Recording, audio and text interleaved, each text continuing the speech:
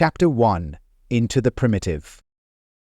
Old longings, nomadic leap, chafing at customs chain, again from its brumal sleep, wakens the ferine strain. Buck did not read the newspapers, or he would have known that trouble was brewing, not alone for himself, but for every tide-water dog, strong of muscle and with warm long hair from Puget Sound to San Diego. Because men, groping in the Arctic darkness, had found a yellow metal, and because steamship and transportation companies were booming the find, thousands of men were rushing into the Northland. These men wanted dogs, and the dogs they wanted were heavy dogs with strong muscles by which to toil, and furry coats to protect them from the frost. Buck lived at a big house in the sun-kissed Santa Clara Valley. Judge Miller's place it was called. It stood back from the road, half hidden among the trees, through which glimpses could be caught of the wide, cool veranda that ran around its four sides. The house was approached by gravelled driveways, which wound about through wide-spreading lawns and under the interlacing boughs of tall poplars. At the rear, things were on even a more spacious scale than at the front. There were great stables, where a dozen grooms and boys held forth, rows of vine-clad servants' cottages, an endless and orderly array of outhouses, long grape arbors, green pastures, orchards and berry patches. Then there was the pumping plant for the artesian well, and the big cement tank where Judge Miller's boys took their morning plunge and kept cool in the hot afternoon. And over this great Demesne Buck ruled. Here he was born, and here he had lived the 4 years of his life. It was true there were other dogs. There could not but be other dogs on so vast a place, but they did not count. They came and went, resided in the populous kennels, or lived obscurely in the recesses of the house after the fashion of Toots, the Japanese pug, or Isabel, the Mexican hairless, strange creatures that rarely put nose out of doors or set foot to ground. On the other hand, there were the fox terriers, a score of them at least, who yelped fearful promises at Toots and Isabel, looking out of the windows at them, and protected by a legion of housemaids armed with brooms and mops. But Buck was neither house dog nor kennel dog. The whole realm was his. He plunged into the swimming tank or went hunting with the judge's sons. He escorted Molly and Alice, the judge's daughters, on long twilight or early morning rambles. On wintry nights he lay at the judge's feet before the roaring library fire. He carried the judge's grandsons on his back or rolled them in the grass and guarded their footsteps through wild adventures, down to the fountain in the stable yard, and even beyond, where the paddocks were, and the berry. Among the terriers he stalked imperiously, and Toots and Isabel he utterly ignored, for he was king over all creeping, crawling, flying things of Judge Miller's place, humans included. His father Elmo, a huge St. Bernard, had been the judge's inseparable companion, and Buck bid fair to follow in the way of his father. He was not so large, he weighed only 140 pounds, for his mother, Shep, had been a Scotch shepherd dog.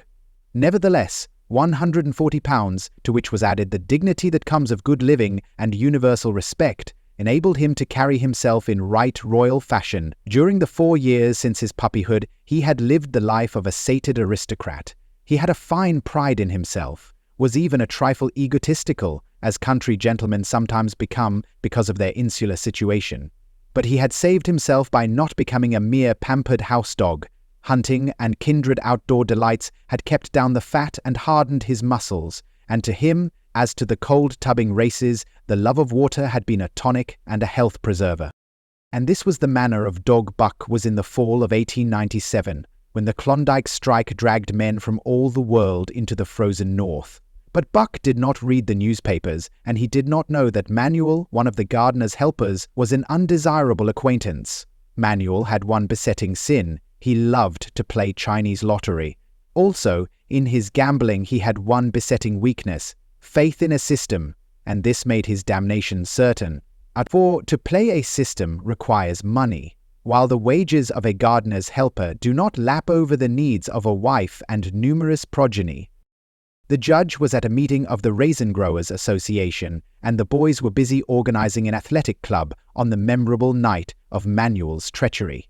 No one saw him and Buck go off through the orchard on what Buck imagined was merely a stroll, and with the exception of a solitary man, no one saw them arrive at the little flag station known as College Park. This man talked with Manuel, and money chinked between them. "You might wrap up the goods before you deliver," the stranger said gruffly, and Manuel doubled a piece of stout rope around Buck's neck under the collar. "Twisted, and you'll choke 'em plenty," said Manuel, and the stranger grunted a ready affirmative. Buck had accepted the rope with quiet dignity. To be sure, it was an unwonted performance, but he had learned to trust in men he knew and to give them credit for a wisdom that outreached his own. But when the ends of the rope were placed in the stranger's hands, he growled menacingly. He had merely intimated his displeasure, in his pride believing that to intimate was to command, but to his surprise, the rope tightened around his neck, shutting off his breath. In quick rage, he sprang at the man, who met him halfway, grappled him close by the throat, and with a deft twist, threw him over on his back. Then the rope tightened mercilessly, while Buck struggled in a fury, his tongue lolling out of his mouth and his great chest panting futilely. Never in all his life had he been so vilely treated, and never in all his life had he been so angry. But his strength ebbed, his eyes glazed, and he knew nothing when the train was flagged and the two men threw him into the baggage car. The next he knew, he was dimly aware that his tongue was hurting and that he was being jolted along in some kind of a conveyance. The hoarse shriek of a locomotive whistling a crossing told him where he was. He had travelled too often with the judge not to know the sensation of riding in a baggage car. He opened his eyes, and into them came the unbridled anger of a kidnapped king. The man sprang for his throat, but Buck was too quick for him. His jaws closed on the hand, nor did they relax till his senses were choked out of him once more. "Yep, has fits," the man said, hiding his mangled hand from the baggage man, who had been attracted by the sounds of struggle. "I'm taking him up for the boss to Frisco. A crack doctor there thinks that he can cure him." Concerning that night's ride, the man spoke most eloquently for himself, in a little shed back of a saloon on the San Francisco waterfront. "All I get is 50 for it," he grumbled. "And I wouldn't do it over for 1,000 cold cash." His hand was wrapped in a bloody handkerchief, and the right trouser leg was ripped from knee to ankle. "How much did the other mug get?" the saloon keeper demanded. 100? Was the reply. "That makes 150. The saloon keeper calculated. "And he's worth it, or I'm a squarehead." The kidnapper undid the bloody wrappings and looked at his lacerated hand. "If I don't get the high..." "It'll be because you was born to hang," laughed the saloon keeper. "Here, lend me a hand before you pull your freight," he added. Dazed, suffering intolerable pain from throat and tongue, with the life half throttled out of him, Buck attempted to face his tormentors, but he was thrown down and choked repeatedly till they succeeded in filing the heavy brass collar from off his neck. Then the rope was removed, and he was flung into a cage-like crate.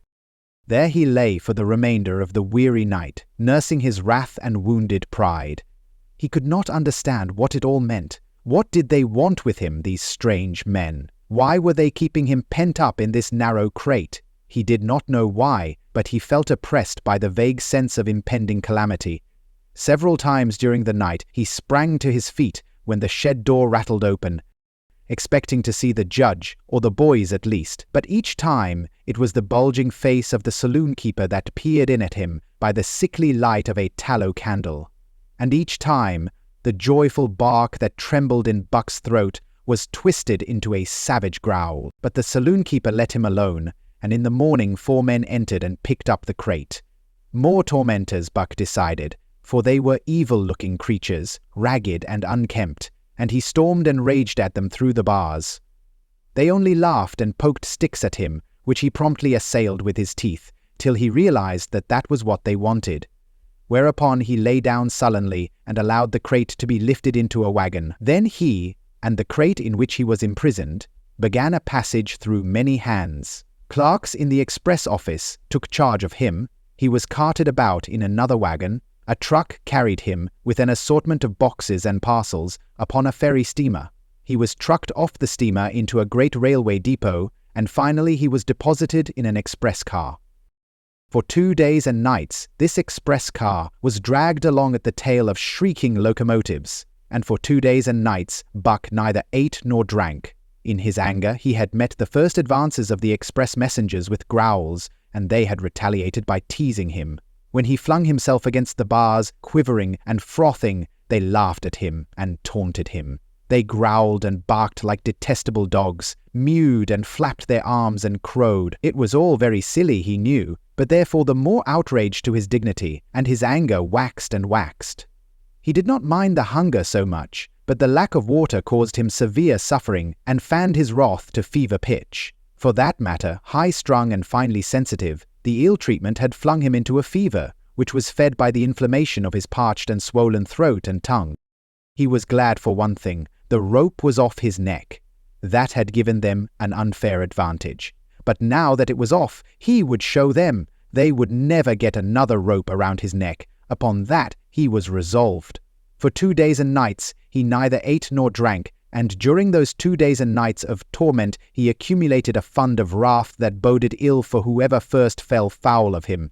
His eyes turned bloodshot, and he was metamorphosed into a raging fiend. So changed was he that the judge himself would not have recognized him, and the express messengers breathed with relief when they bundled him off the train at Seattle. 4 men gingerly carried the crate from the wagon into a small, high-walled backyard. A stout man with a red sweater that sagged generously at the neck came out and signed the book for the driver. That was the man, Buck divined, the next tormentor, and he hurled himself savagely against the bars. The man smiled grimly and brought a hatchet and a club. "Oh, you ain't going to take him out now?" The driver asked. Sure. The man replied, driving the hatchet into the crate for a pry. There was an instantaneous scattering of the 4 men who had carried it in, and from safe perches on top the wall, they prepared to watch the performance. Buck rushed at the splintering wood, sinking his teeth into it, surging and wrestling with it. Wherever the hatchet fell on the outside, he was there on the inside, snarling and growling, as furiously anxious to get out, as the man in the red sweater was calmly intent on getting him out. "Now, you red-eyed devil," he said, when he had made an opening sufficient for the passage of Buck's body. At the same time he dropped the hatchet and shifted the club to his right hand. And Buck was truly a red-eyed devil as he drew himself together for the spring, hair bristling, mouth foaming, a mad glitter in his bloodshot eyes. Straight at the man he launched his 140 pounds of fury, surcharged with the pent passion of 2 days and nights. In mid-air, just as his jaws were about to close on the man, he received a shock that checked his body and brought his teeth together with an agonizing clip. He whirled over, fetching the ground on his back and side. He had never been struck by a club in his life, and did not understand. With a snarl that was part bark and more scream, he was again on his feet and launched into the air, and again the shock came and he was brought crushingly to the ground. This time he was aware that it was the club, but his madness knew no caution. A dozen times he charged, and as often the club broke the charge and smashed him down. After a particularly fierce blow, he crawled to his feet, too dazed to rush. He staggered limply about, the blood flowing from nose and mouth and ears, his beautiful coat sprayed and flecked with bloody slaver. Then the man advanced and deliberately dealt him a frightful blow on the nose. All the pain he had endured was as nothing compared with the exquisite agony of this. With a roar that was almost lion-like in its ferocity, he again hurled himself at the man, but the man, shifting the club from right to left, coolly caught him by the under jaw, at the same time wrenching downward and backward. Buck described a complete circle in the air and half of another, then crashed to the ground on his head and chest. For the last time he rushed. The man struck the shrewd blow he had purposely withheld for so long, and Buck crumpled up and went down, knocked utterly senseless. "He's no slouch dog breaking." That's what I say. One of the men on the wall cried enthusiastically. "Drutho break cayuse any day and twice on Sundays," was the reply of the driver as he climbed on the wagon and started the horses. Buck's senses came back to him, but not his strength. He lay where he had fallen, and from there he watched the man in the red sweater. "Answers to the name of Buck." The man soliloquized, quoting from the saloon keeper's letter which had announced the consignment of the crate and contents. "Well, Buck, my boy," he went on in a genial voice, We've had our little ruction, and the best thing we can do is to let it go at that. You've learnt your place, and I know mine. Be a good dog, and all go well, and the goose hang high. Be a bad dog, and I'll whale the stuffing out of you. Understand?